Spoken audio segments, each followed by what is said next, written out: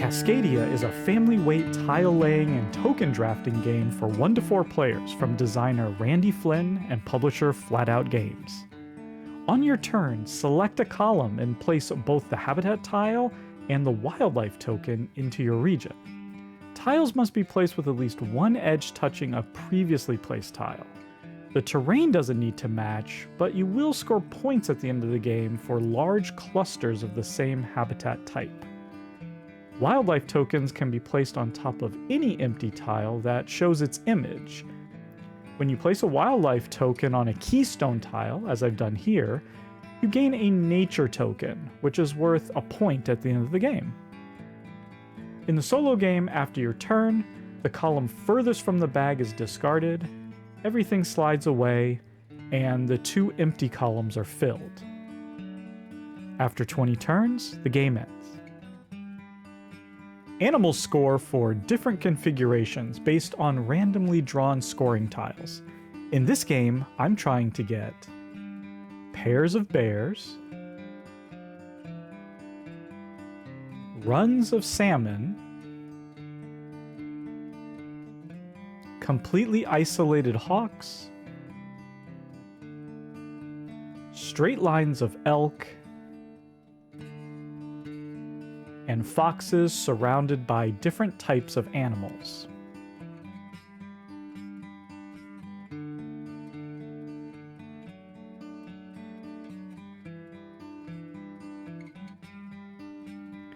As you can see, I've set myself up to create an early pair of bears in the south, and bear tokens are available in the second and third columns.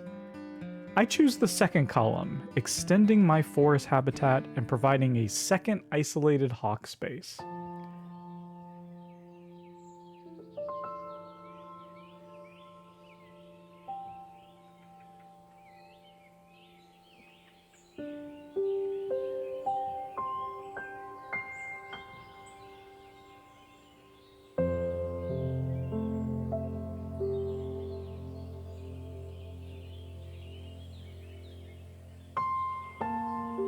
Whenever 3 wildlife tokens in the display are the same, you have the option of removing them and drawing new tokens.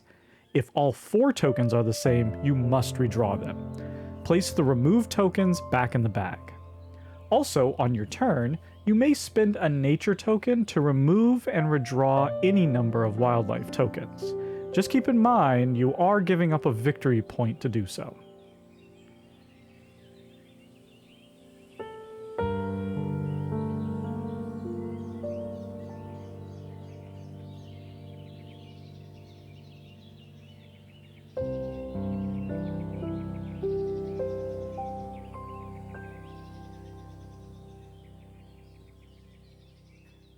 My desert region now encompasses 4 tiles.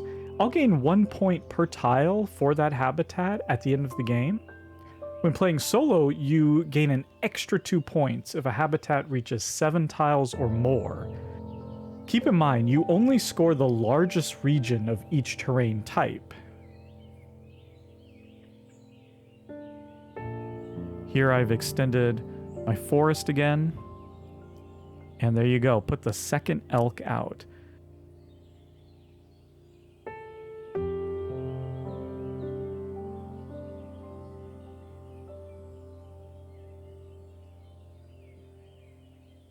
I've now put out another tile that can support an elk token. So I'm really looking for an elk token. And there, one has come out. 4 elk in a straight line will score a massive 13 points.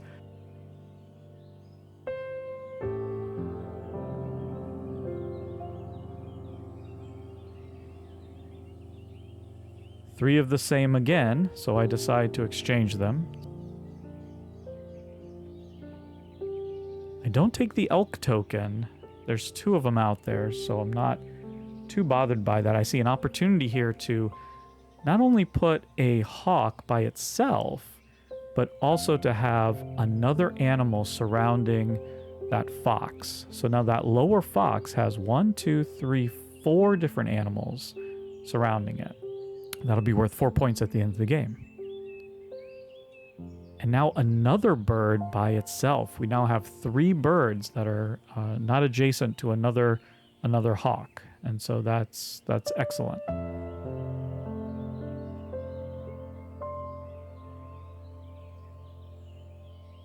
Nature tokens can be spent to allow you to draft any tile and any wildlife token, even if they are in different columns.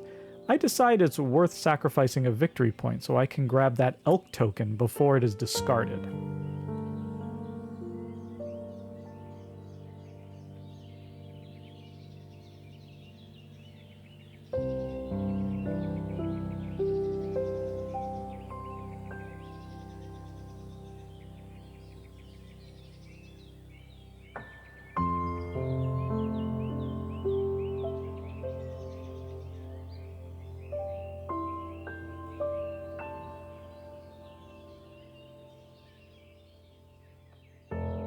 And there we go. I've put down my 4th elk all in a row.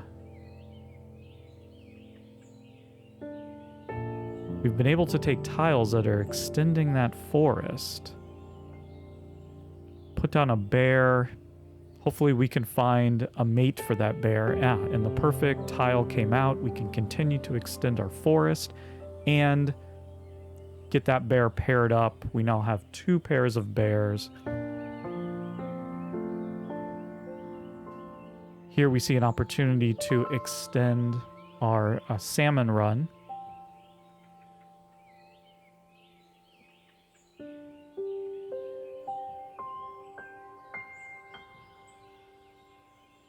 We're just trying to build out that water area. Each one of those will be worth a point, and by putting this fox down, it's already surrounded by 3 different types of animals. And here we go. We actually complete this. We turned it into a little lake there, but that gives us a chance to put a 4th different animal around that fox, score some points. All the tiles are gone, and we've reached the end of the game.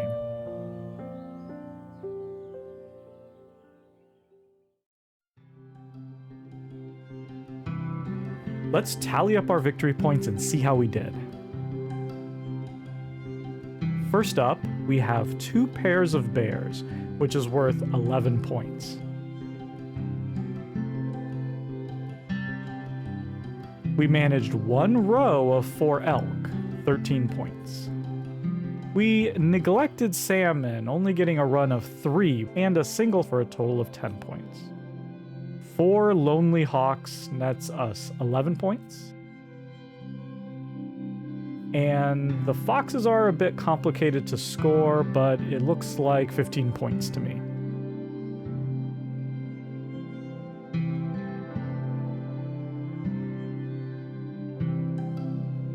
Now we score a point per tile for each of our largest regions in each habitat.